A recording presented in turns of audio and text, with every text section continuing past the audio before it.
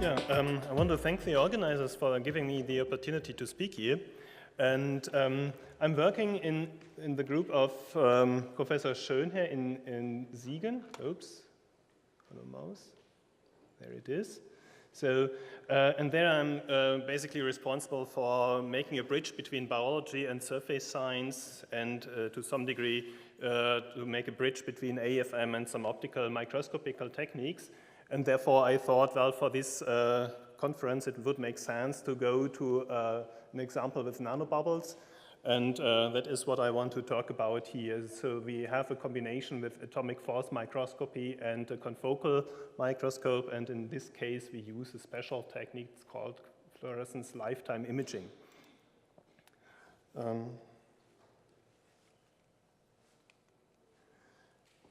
So first the question, why should we study nanobubbles? And I think there are a couple of answers to that, probably some more from an applied point of view that we will hear later.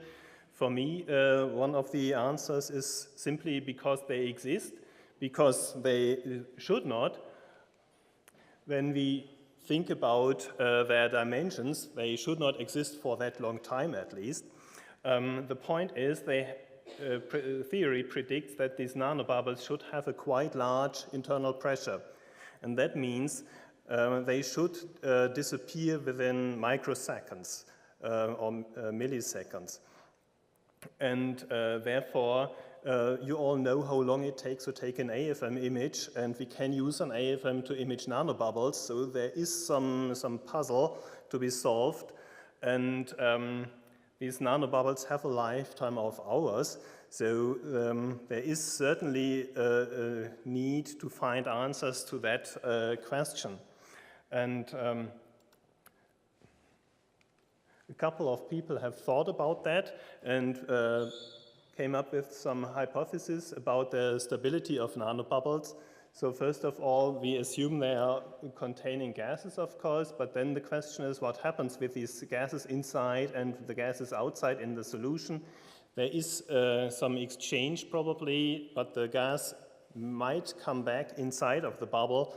That is the content of some of those hypotheses. Others came up with the interaction of the nanobubble with this interface here. There could be some pinning of the nanobubble so that these points here basically stay at the same position, and then these bubbles might get a bit flatter probably, but still remain there. It could be that they are coated with contaminations that form a barrier and stabilize these bubbles. But it's all a little bit difficult to prove those theories. And therefore, we need some techniques where we can get a reliable image, at least, of the bubbles and prove that they are there.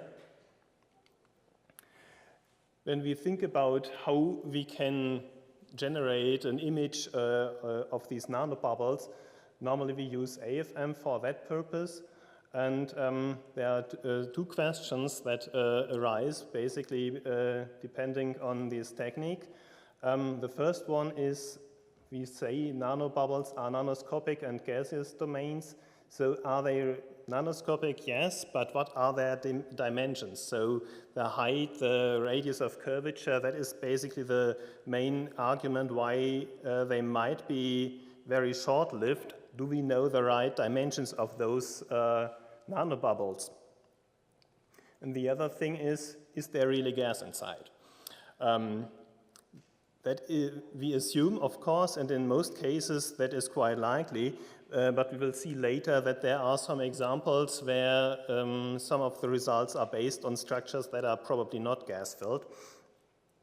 So that is something that we have to deal with when we want to be sure that we do the right analysis of the nanobubbles. So first of all, we know that AFM imaging depends on the imaging conditions, and that can have an impact on the dimensions. And the other thing is AFM is a great technique for measuring mechanical or physical properties of a sample, but it's more or less blind for chemical compositions. There are some ways to improve that, and in our case, we have used a combination with optical microscopy to overcome some of these problems. I think tomorrow we will learn a lot about AFM and chemical sensitivity. In our case, we just focus on fluorescence lifetime imaging to add some additional information about the chemistry of the sample we look at. So these are the questions we want to solve based on our AFM measurements. First of all, how can we generate those nanobubbles, at least in a lab? So what we need is a saturated solution or an oversaturated solution of a certain gas close to the liquid-solid interface, and that can be done by using water saturated with gas, for example, or by a water-ethanol exchange, because in ethanol the gases have a higher solubility, and when we exchange that with water, they basically precipitate on the surface and form those bubbles. So these are the main techniques we use for generating nanobubbles in the lab.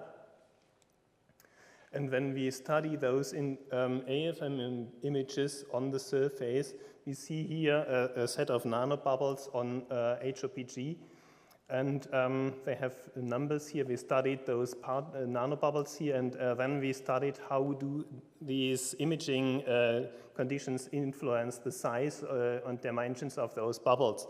So first of all, we have changed the free amplitude from quite small values to larger ones, keeping the set point ratio basically constant.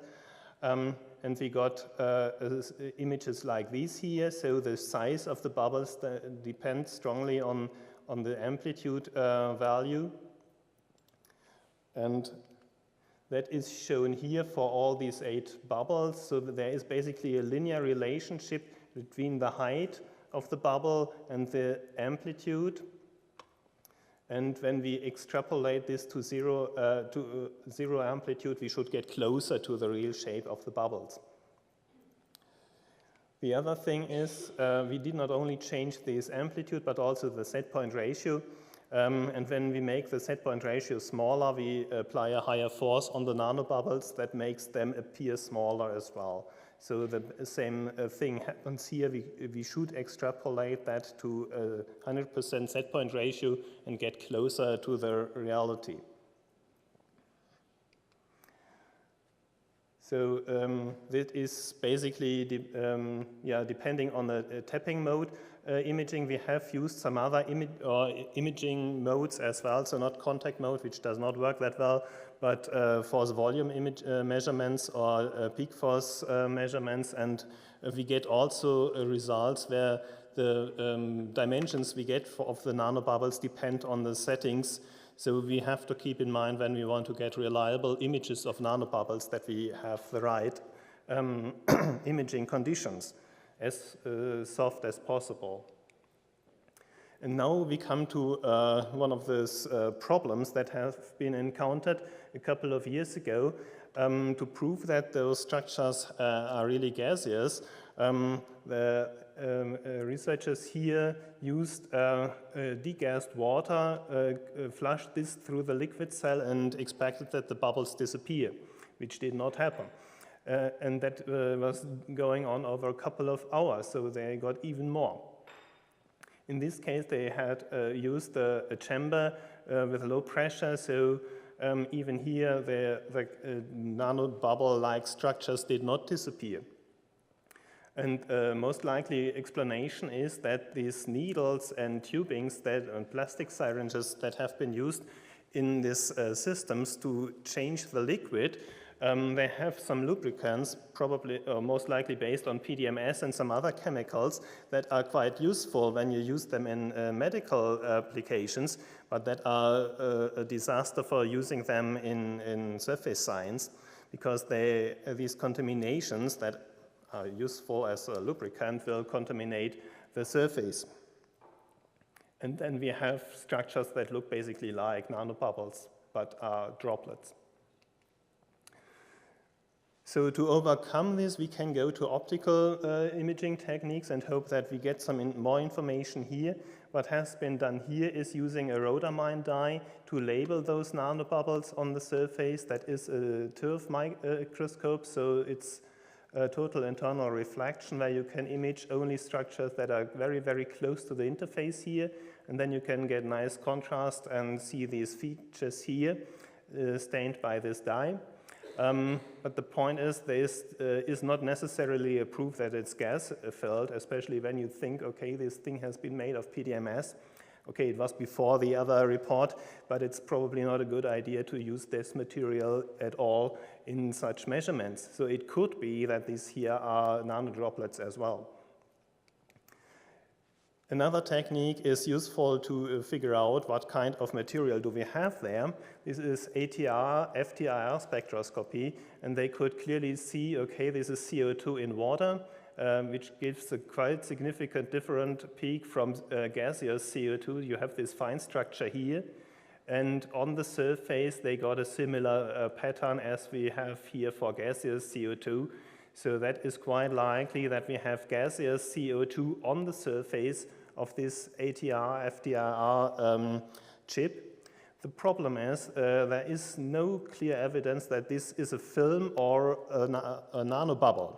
So it is CO2, gaseous CO2 on the surface, but not necessarily a nanobubble. These structures can dissolve in liquid. Here we have this water with CO2. When we dilute that water, or not we, but they diluted that water, and the CO2 is dissolving again, and this pattern here disappears. So it's very likely that this gas is dissolvable in water. But nevertheless, we don't know if we have bubbles or a thin layer of CO2 on the surface. And this is now where our approach comes into play. We have an AFM that we position here on top of an optical microscope with excitation and detection here. We basically get an AFM image and a confocal image of the same position. And from that we can say, okay, we know the AFM feature image and the nanobubbles that we can see in the AFM, and compare that to the optical microscopy. To get this optical microscopical image, we have a confocal volume that is maybe 2 micrometers in the Z direction. So that means we do not only capture a bubble, but also something of the liquid above it. We have here this dye molecule swimming in the water. We have dye molecules absorbing on the glass water interface. We have dye molecules absorbing on the nanobubbles. And to figure out how they differ, we made 3 different measurements. One is, of course, the confocal volume is completely in the liquid, so we get emission from dye molecules dissolved in water. Then we made a measurement of dye molecules absorbing on the surface, containing a little bit of these molecules in water. And the third measurement of dye molecules on the air-water interface, also containing some dye molecules in water. But since we know how they behave when they're in water, we can clearly say, okay, we can separate both. What is fluorescence lifetime imaging? So we all know fluorescence, but when we look at the fluorescence lifetime, we basically measure the time between the excitation with a photon and the photon that we detect coming from fluorescence. And when we do this here with a pulsed laser, we can basically measure the time delay between excitation and emission. We do this for a whole bunch of photons. Here we have hundreds or thousands of photons, and we measure the time delay between excitation and emission. And then we get a histogram that we can fit with an exponential. And from that decay time here, we get basically a characteristic lifetime of that dye. And when the dye is localized in different chemical environments, the characteristic lifetime will depend on that environment, and we have not only a single exponential, but a 2 or 3 exponential term here. So this is how such a measurement looks like. We have here an intensity profile along the Z direction. We have here this water-glass interface. We have the water-air interface, and there we have a lot of dye molecules absorbing on those interfaces. And when we look at the decay curves, so this dotted thing here is the raw data. This gray line here is IRF, instrument response function, which is some kind of background correction. And the red line here corresponds to the fitted decay curves. And from that we get a characteristic lifetime, 3,830 picoseconds for the dye in water. For the dye on a glass water interface, we get the same lifetime for the dye in water, plus a second one for dye molecules absorbed on this interface, 3,010 picoseconds. And when we do the measurement on the water-air interface, we get the component for water and a component for dye molecules absorbing at this water-air interface. And that is significantly smaller than all the others that we have seen before. 660 picoseconds. So that is quite a big difference. In case of a nanobubble, we have to separate those, and we get basically all three lifetimes. In this case here, we focus on a region where basically no nanobubbles are located, or only a few. And in this case, the background from this water-glass interface is quite strong. When we look at nanobubbles, for example, this position here, we have here this short component with a very large amplitude, so that means it contributes a lot to the signal that we measure. And when we combine this now with the AFM measurement, we have here an AFM image of the same position. This optical microscopical image has not the same resolution, of course, but therefore we have some bright spots corresponding to 2 or 3 nanobubbles. And from that we can get here this short component again. When we then look at PDMS droplets on a surface, we have the component for water, and we have a component that we have not seen before, 3,260 picoseconds, which corresponds to the PDMS. And when we use these needles and collect the stuff that we might elute from those needles, we get these two components. One is corresponding to the PDMS here, and there's a second one that is probably another component that we can elute from those needles. So these here are significantly different concerning the lifetime from the lifetime that we detect for nanobubbles, or for the water-air interface, to be precise. And therefore, we can clearly differentiate the structures that we see are quite likely air-filled nanobubbles or are nanodroplets on the surface. And when we look here, that is basically a summary of the different lifetimes we get. This is significantly shorter than all the others, and we can clearly differentiate these structures from each other. What we also can do is to use this degassed water to dissolve those nanobubbles on the surface again, just as a second proof that we see actually nanobubbles. So after a couple of minutes or 2 hours in the end, those structures we see here in the fluorescence intensity completely disappear from the surface. So that is another strong indication that the structures are nanobubbles. But this here takes quite a long time, and this spectroscopic analysis is much, much faster. So to conclude, what we have is different lifetimes for rhodamine 6G at the water, air, and glass interface and bulk water. And this is co-localized with these highly fluorescent features and the nanostructures we see in the AFM. When we do this for nanobubbles, they differ because they have a very short decay time. For PDMS-derived nanodroplets, we miss this short component completely. So that means we need to find this short component in the fluorescence lifetime in order to say that is most likely a gas-filled entity on the surface.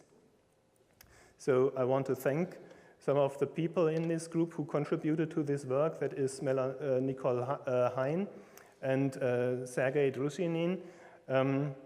who did a lot of that work as well, especially the data evaluation. And I want to thank you for your kind attention.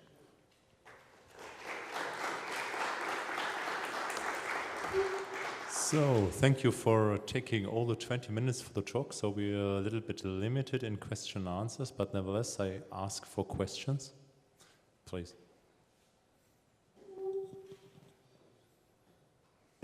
Thank you very much for your very interesting talk. And actually, I have two questions. I hope it's okay.